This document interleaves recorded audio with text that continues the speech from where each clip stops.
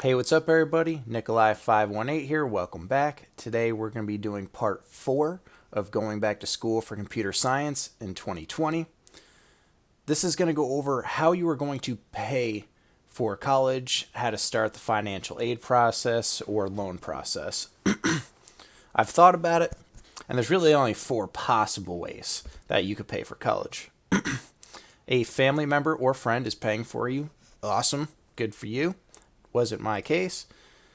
Save up all or most of the money you think you'll need. You can save up half the money you think you need, or you have no monies and you have to take out financial aid or some type of loan. If you're wondering which category I fell into when I went back to school for computer science, it was this one. I had no monies. As my father would say, I didn't have 2 nickels to rub together. Literally. So I knew I had to do financial aid. The next thing you're going to need to consider in order to kind of come to the amount you're going to need is, am I an in-state student or an out-of-state student? Here's an example. There is a student who lives in Florida, and they want to attend a university in Florida. Okay? They've lived there their whole life. They have Florida residency. They are considered an in-state tuition student. Example of out-of-state. Same student. They live in Florida, but they want to attend a university in New York. Well, they're not a resident of New York State. Therefore, they will pay out-of-state tuition price. Well, what's the difference? Well, thousands of dollars. To be an in-state student, you're looking at maybe like $1,000 roughly a class. For an out-of-state student, you're looking at $4,000 for a class. Keep in mind, your professor could be new. They may be a bad professor. Your professor may be a PhD student going through, their schooling, and as part of their schooling, they have to teach a class. Personally, I cannot justify $4,000 for one class. If I spend $4,000 for a class, I better get a front row seat. That room better be heated, it better be cooled, and that professor better be awesome. And you're kind of just rolling the dice with some classes. Obviously, you can do Rate My Professor and find out how good they are or bad they are. But if you can do in-state tuition, absolutely do it. Go to a college within your state. In my particular case, I lived in Texas for 3 years, so I was a Texas resident. When I moved back to New York State to attend school, I was considered a out-of-state student. In order to get my residency back, I had to live in New York State for 12 consecutive months. So 1 year. After that 1 year, I filed paperwork with the school. They confirmed, okay, he had a bank account. Okay, he's been getting mail sent to this address. Here's a pay stub. With his New York address on it, stuff like that. So I had to prove my residency. There was documents I had to, fill out and submit, stuff like that. But overall, gonna recommend in-state. If you plan on going to school in a different country, same rules are gonna pretty much apply. Like, if a student from Japan wants to come to the United States, they are going to pay out-of-state tuition price. I'm not sure if an international student can get residency in a state. It's possible, maybe. I'm just not sure. That's something you're going to have to look into. Next is government loans versus personal loans. With government loans like financial aid, they may say, we're going to give you $12,000 for this year, for the year of 2020.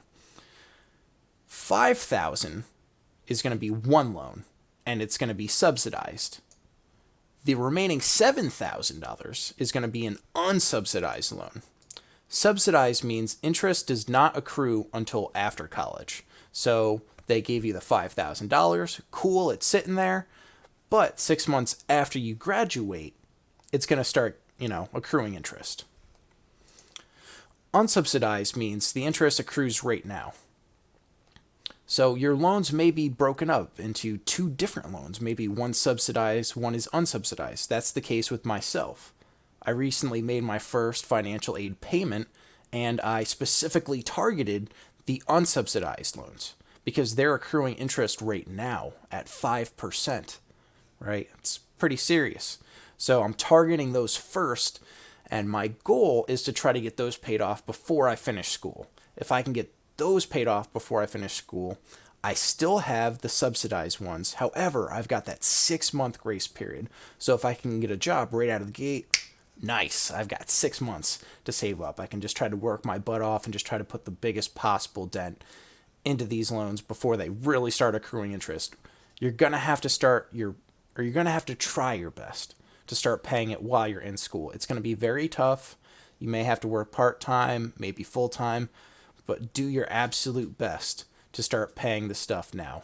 If you've got this big trip to Las Vegas with the boys, if you've got this big trip to New York City with the girls, you got this big bachelor party in a different country, going to Mexico, not happening.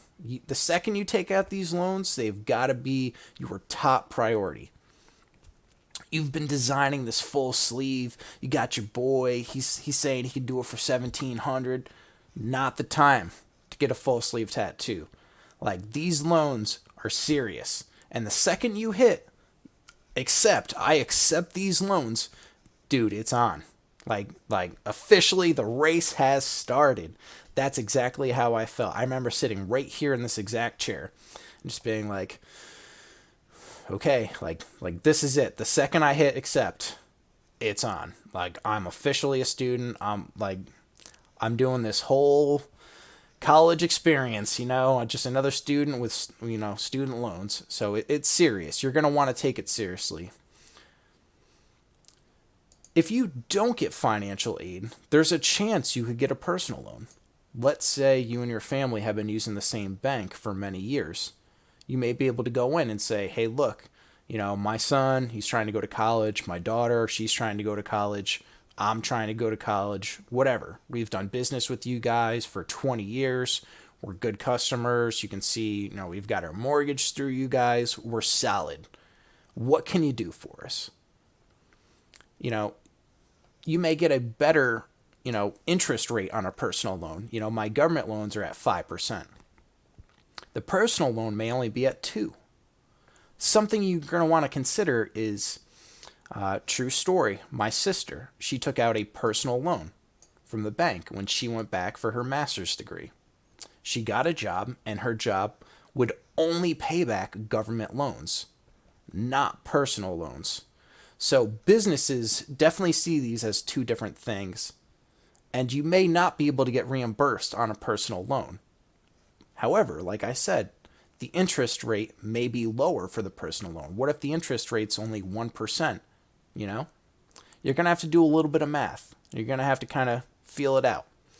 If you've got a company in mind that you want to work for, try to reach out to a current employee. See what the reimbursement options are.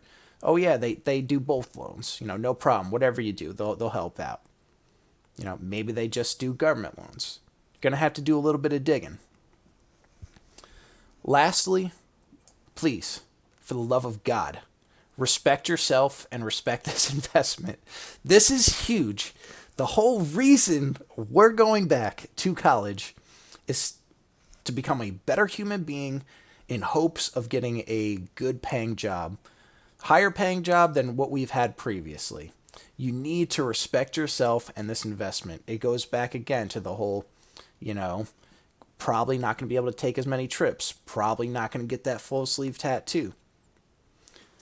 You really gotta focus on these loans. They're not going away until they're paid. And even worse, if you die, those loans will be put on somebody else, a family member, something like that. They're not going away ever until they are paid off. This is a super serious moment.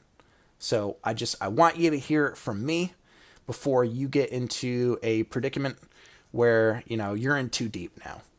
As long as you are focused, you respect yourself, and you're ready to go back to college, you're going to be fine. I'm taking it slow and steady. I'm doing my 2 classes at a time because that's what I can handle, and I'm knocking them out of the park. If you're kind of just warming up, getting back into the groove of things, just start slow. Just take a class. You You don't have to use all the financial aid money right away. If they say, well, we'll approve you for $12,000, cool. Just take one class for $2,000. You still got $10,000 in the bank. Next semester, maybe try to take 2 classes. Okay, there's another $4K gone. You don't have to use up all the money right away. You can manage it a little bit. If you've got a little nest egg saved up, cool. Try to, take from that nest egg first or something like that. Play the cards a little bit. See what your options are. Everyone's going to be different, obviously. And, just do your best to save. Christmas, birthday, holidays, just save what you can.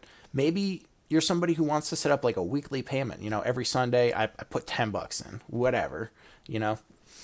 Lastly, if you are going to pay, I would suggest going to the principal, not the interest. Because if you can get the loan smaller, the interest on that loan would be smaller, if that makes sense. So, if you're constantly if you got $25,000 worth of, loans and, it accrues $500 worth of, interest, and then you just pay off that interest and nothing to the principal, you're not making any real progress there.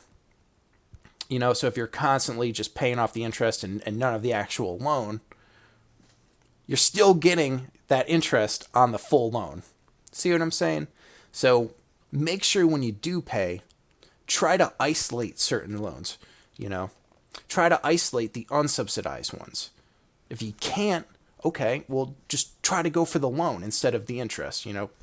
Having the interest sucks. I've got $500 worth of interest kind of floating around, but I'll take care of that eventually. My main thing is getting these unsubsidized ones down, gone, out of the way, and then I can worry about the rest of it. So kind of break it down like that. Maybe, have a game plan. I want to do these loans first, interest last, whatever. If you have any questions, you can always email me, Nikolai518@gmail.com. Let me know what you're working with. Let me know what you think your overall cost would be. Let me know what your options are, and I'd be happy to give you some feedback.